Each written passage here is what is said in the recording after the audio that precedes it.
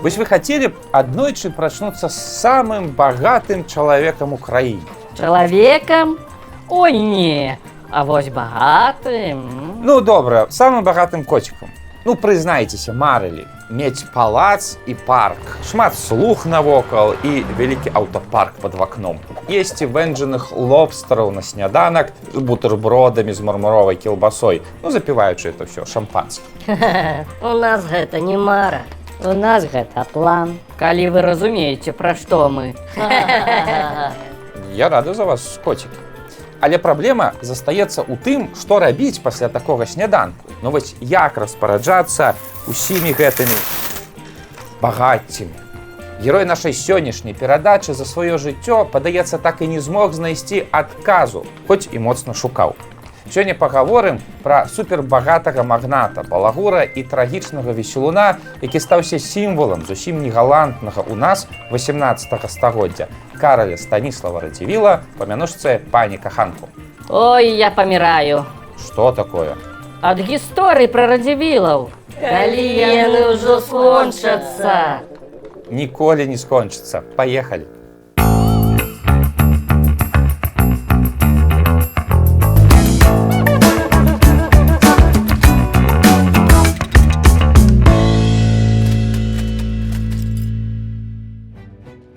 Караль Станіслав Радзівіл нарадзіўся ў 1734 годзе і ў дзяцінстве быў вельмі пеставаным дзіцём, што, верагодна, пазней і адбілася на ягоным характары. Бацькі Караля, Міхаіл Казімір Рыбанька і Францішка Уршуля, былі аднымі з самых багатых людзей у Рэчы Паспалітай, жылі ў сямейнай гармоніі, але мелі вялікую бяду. Большасць іх дзяцей памірала яшчэ ў маленстве, таму Караля пеставалі як маглі. Пра тое, як Караль правёў сваё дзяцінства, вы можаце скласці пэўнае ўражанне, таму што менавіта пры Рыбаньку Нясвіжскі палац набыў тую велічнасць, якую мы можам назіраць і цяпер. Таму вы спакойна можаце паехаць у Нясвіж, пагуляць па гэтых вялізарных пакоях Нясвіжскага палаца і ўявіць сабе малога Караля, які гойсае па гэтых пазалочаных лабірынтах з драўляным мячом і лупасіць ім сваіх слуг і дваравую чэлядзь. Ой, нешта цяпер не дужа даедзеш да гэтага Нясвіжа. А я раю бы паспяшацца. Па цяперашніх часах там і Радзівіла хутка могуць забараніць. І палац перафарбаваць. У чырвона-зялёны. Караль быў зусім неахвочы да навукі. Бацькі не настойвалі і ў школе малы адвучыўся толькі 3 гады. Па выніку ён не ўмеў чытаць ажно да 15 год. А навучыўся толькі калі ягоны настаўнік, нейкі Пішчала, заўважыў, што малы Радзівіл любіць страляць з пісталета. Ну, што цалкам лагічна для малога хлопца. Настаўнік развесіў у парку таблічкі з намаляванымі на іх літарамі алфавіту. Караль паліў па гэтых таблічках і такім чынам паступова навучыўся чытаць. А, Б, Д, Д. Пане Радзівіле, я не Д, я пахом.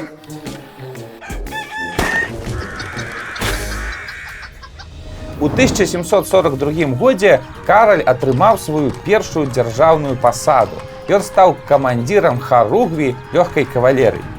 Як вы думаеце, што незвычайнага ў гэтай падзеі? Ну а што тут незвычайнага? Любіў страляць, вось і стаў вайскоўцам. Не, вы на дату паглядзіце. У 1742 годзе Каралю было тыя самыя 15 гадоў, ну хлопчык яшчэ зусім, а ўжо атрымаў камандзірскую пасаду. Ну, можа, наблатыкаўся добра страляць. Не, баюся, што справа была зусім у іншым. У 18 стагоддзі магнаты проста куплялі для сваіх дзяцей любыя пасады ў дзяржаве, пажадана павышэй. Прычым не саромеліся рабіць такое нават для зусім малых дзетак. І гэта гісторыя вельмі добра характарызуе той перыяд.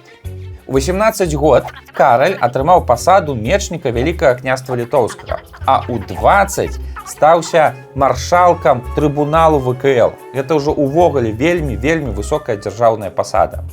У той жа час бацька стараўся ажаніць свайго сына, але чуткі пра буйны нораў пані Каханку разышліся па ўсёй краіне, і жадаючых было не вельмі шмат. З цяжкасцю яго ажанілі на прадстаўніцы роду Браніцкіх, але літаральна праз пару год пані каханку з ёй развёўся. Ну і агулам з жонкамі у Караля нешта не складвалася. Развёўся, жаніўся. Матачкі-аладачкі. Ты лепш скажы, як яго звалі? Караль, Станіслав ці пані каханку? У нашага героя было два імені – Караль і Станіслав. Але ў радзівілаў была такая традыцыя даваць сваім сынам мянушкі. Бацьку Караля звалі Рыбанька, бо ён так звяртаўся да ўсіх, памяншальна ласкальна. Рыбанька ты мой. А Караль, узяўшы звычку бацькі, усё жыццё звяртаўся да навакольных словамі «паня каханку», «дарагі мой каханы чалавек». Што, праўда, не заўсёды гэта гучала прыемна. Атрымаўшы пасаду маршалка трыбунала, Радзівіл паціху пачаў уваходзіць у палітычныя справы краіны. Але паводзіў сябе там, як слон у пасуднай лаўцы. Усюды адкрыта патрабаваў, чаго хацеў, моцна крыўдзіўся, калі яму чагосьці не давалі. Спрабаваў падкупіць буйных урадаўцаў, каб атрымаць новыя пасады. У яго з гэтага нічога не выйшла. Моцна пасварыўся з галоўнымі канкурэнтамі свайго роду з фаміліяй Чартарыйскіх. Бамжур, шаноўны суд. Добры дзень, пан Радзівіл. А што ў нас сёння тут за справа разглядаецца? Пан Радзівіл, пра хабар справа. Хабар? Моя любимая справа. І што там за хабар? Пан Радзівіл, на 200 талераў чалавек узяў хабар. На 200 талераў? А што так мала? Трэба ўсіх пад суд, хто бярэ менш, чым 500 талераў. Вось вы, пане суддзя, колькі бралі? Та я не бяру хабару. І вас пад суд трэба браць 500 або больш? А ўвогуле я ўсіх запрашаю да мяне на баль і танцы. Ёсць заморскія музыканты, будзем ездзіць на медведях. У 1763 годзе памёр кароль Рэчы Паспалітай Аўгуст III. Чартарыйскія прапанавалі на трон свайго прадстаўніка Станіслава Панятоўскага. Ёсць у нас пра яго перадача. Караль Радзівіл быў катэгарычна супраць. Па-першае, чартарыйскіх ён надух не пераносіў, а думкі, што нейкі дробны шляхцюк зможа стаць каралём паперад яго, Радзівіла, яго ад гэтага агулам разносіла на кавалкі. У нашага героя доўга пачакай не было. Радзівіл сабраў свае войскі і выступіў супраць атрадаў Чартарыйскага і Кацярыны II. Але, на жаль, сілы былі няроўныя. У бітве пад Слоневым атрады Радзівіла былі разбітыя, а сам магнат вымушаны быў збегчы за мяжу. А ўсе ягоныя маёнткі былі канфіскаваны. Вось так вось пагуляўся ў палітыку малады шчыгол. Пагуляўся, называецца, ў палітыку. Я ж хацеў для іх як мага лепей, з усёй душой. А яны што мне цяпер зрабілі? Палацык новы шукай, рэлакацыя, нязведаная. Ай! Але ў эміграцыі Радзівіл праседзеў нядоўга, бо ўсяго праз пару гадоў да яго прыехалі, як гэта не дзіўна, самі ж расейскія паслы і прапанавалі яму вярнуцца на радзіму. Відавочна, не па дабраце душэўнай. Проста Кацярына II ў поўны момант зразумела, што новы кароль Рэчы Паспалітай Панятоўскі не такі ўжо ручны коцік, як яна гэта уяўляла сабе ад пачатку. І пачаў праводзіць у Рэчы Паспалітай дастаткова сур'ёзныя самастойныя рэформы. І вось, каб стварыць супрацьвагу каралю, расейцы і запрасілі ў Рэч Паспалітую Радзівіла. Супрацьвага? Дык ён такі тоўсты быў, цяжэйшы за караля? Ды не, я пра палітычную вагу кажу. Ты што, і палітыку таксама ў кілаграмах мералі? У кілаграмах не ў кілаграмах, але ў кожнага палітыка ёсць свая палітычная вага. Так кажуць. І ў пані каханку яна была не меншая, чым у караля. Таму па вяртанні на радзіму Караль Радзівіл атрымаў назад усе свае ўладанні, за гэта прысягнуў каралю і паабяцаў не ваяваць супраць Кацярыны II. Але на самой справе заўсёды трымаў дулю ў кішэні. Адразу па прыездзе ён пачаў наладжваць камунікацыю з антырасійскімі сіламі ў краіне. Калі ў Рэчы Паспалітай выбухнула паўстанне шляхты супраць умяшальніцтва Расіі, Барская канфедэрацыя, яна так называлася, то Радзівіл актыўна падтрымаў гэты рух, адправіўшы сваю міліцыю змагацца з ворагам. А што за міліцыя такая ў 18 стагоддзі? І участковыя былі? У Радзівіла так называлася асабістая служба аховы, якая па колькасці была як невялікая армія. Ну, у любым разе і тая армія і агулам усё паўстанне барская канфедэрацыя было разбітае. Гэтае паўстанне справакавала страшную катастрофу. Першы падзел Рэчы Паспалітай у 1772 годзе, па выніку якога да Расіі адышлі землі ўсходняй Беларусі. Сам жа пані Каханку быў вымушаны зноўку з'ехаць у эміграцыю, дзе правёў наступныя 10 год. З прускім перыядам звязаная цікавая загадка Радзівіла, пра якую да сённяшняга дня дыскутуюць даследчыкі. Пані Каханку быў чалавекам адкрытым і вясёлым, любіў пабаляваць, а на баляваннях любіў распавядаць розныя байкі. Прычым моцна крыўдзіўся, калі яму не верылі. Вось, напрыклад, ён распавядаў, што аднойчы патрапіў у балота і выцягнуў сябе з багны за валасы. Альбо пра тое, як пацэліў вішнёвай костачкай у лоб аленя, і ў таго пасля гэтага паміж рагоў вырасла прыгожае вішнёвае дрэва. Альбо пра тое, як скакаў на штурм замка на кані, а пасля аказалася, што толькі на палове каня. Нешта знаёмае. Дык гэта ён барона Мюнхгаузена сплагіяціў. А вось тут і ёсць пытанне. Справа ў тым, што сапраўдны барон Мюнхгаузен жыў якраз у гэты час у Германіі, у Ніжняй Саксоніі і напраўду здзіўляў сваіх гасцей рознымі незвычайнымі каларытнымі байкамі. Але ў выглядзе кніжкі гэтыя байкі ў Германіі выйшлі толькі ў 1780 годзе. Адсюль у нас і застаецца пытанне, хто ў каго падгледзеў гэтыя цікавыя гісторыі. Ці то Радзівіл у Мюнхгаузена, ці то Мюнхгаузен у Радзівіла. А можа быць, яны дзесьці сустракаліся, разам выпівалі і разам прыдумлялі гэтыя гісторыі. Ніхто не ведае. Барон, паслухайце, мне вельмі спадабалася ваша гісторыя пра тое, як вы праляцелі на ядры над сцяною. Ну, класна напісаная, я ж пазайздросціў вам. Паслухайце, давайце для мяне прыдумаем такую гісторыю, як я на міжземным моры пазнаёміўся з адной русалкай. Ну, мы тут і сюды, там што там гэта. І дзеці пазней у нас былі. Як якія дзеці? Бочка селядцоў. Што не падабаецца такая гісторыя? Я сабе забіраю. Вярнуўся пані Каханку на радзіму толькі ў 1778 годзе і ў палітыку больш актыўна не ўлазіў. Ну, інтрыгаваў патрошкі, падкупаў шляхту, але без мінулай бравады. Браваду ён пакінуў на сваё прыватнае жыццё. Фантастычныя балі князя Радзівіла таго часу ўвайшлі ў гісторыю. Неверагодная пышнасць і багацце, ілюмінацыі, феерверкі, тэатральныя прадстаўленні, сотні бутэлек віна і шампанскага і байкі. Шмат неверагодных баек, якія Радзівіл распавядаў сваім гасцям.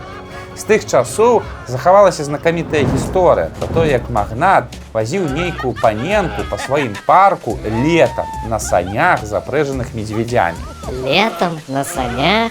Зусім чалавеку ад шампанскага мазгі вымачыла. Ну, мяркуйце самі. Замест снегу ў парку, ва ўсім парку тоўстым слоем ляжала соль. Таму пэўнік крыху вымачыў. Кульмінацыя фестывальнага мастацтва пані Каханку стаўся прыём у 1784 годзе караля Станіслава Аўгуста Панятоўскага у Нясвіжы.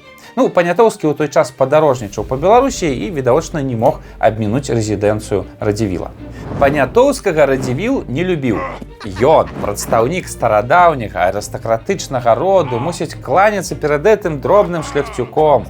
Таму пані Каханку зрабіў максімальна пышны прыём караля, каб паказаць, наколькі ён сур'ёзнейшы і важнейшы, чым гэты Панятоўскі.